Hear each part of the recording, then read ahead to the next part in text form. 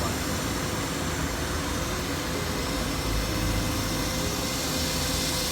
อลังการเปิดไม่อลังการ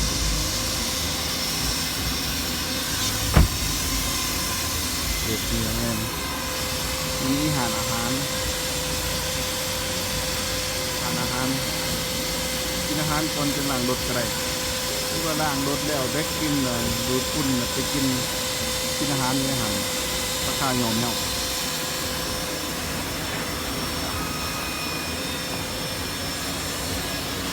เที่ยงดีละเอียด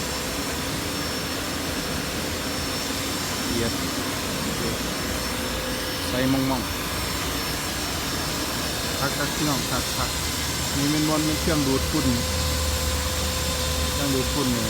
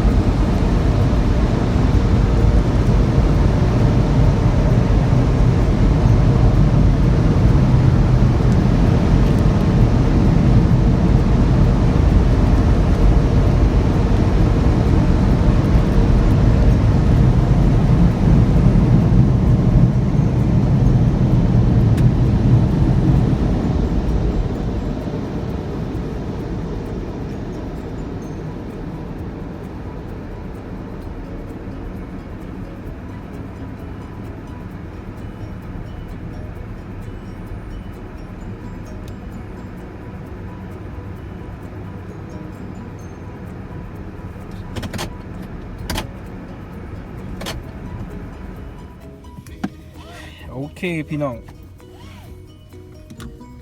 เรียบร้อยแว็กคิมโดดเรียบร้อยกำลังสิออก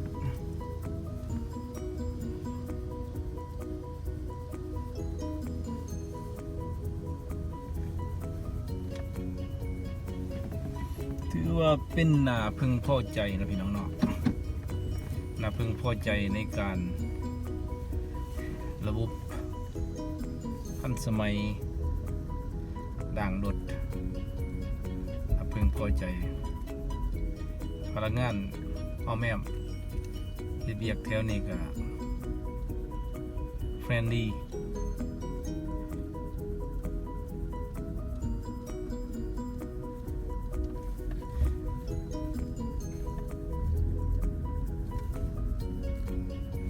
เป็นหารอาหารเป็นหารอาหาร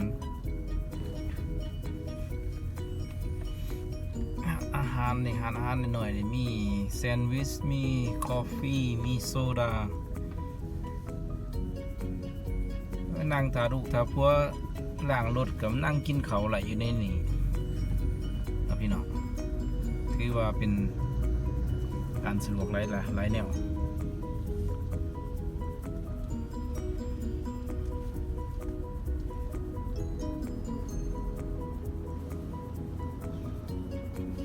โอเคบายบายมาเขียนเพื่อนคนเพื่อนประชาชนบรรดาเผ่านะพี่น้องเนาะเขียนเพื่อนแถวนี้ก็นับว่า$500,000ขึ้นเมื่อเป็นเขตพัฒนาเขตนั้นพัฒนาเพื่อนนี่มีแต่ดุนเพื่อนดุนใหม่ไม่เพื่อนเก่าพี่น้อง82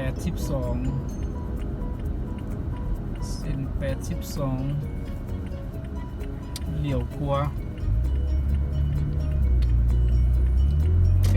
82เหลี่ยวขวากลับบ้าน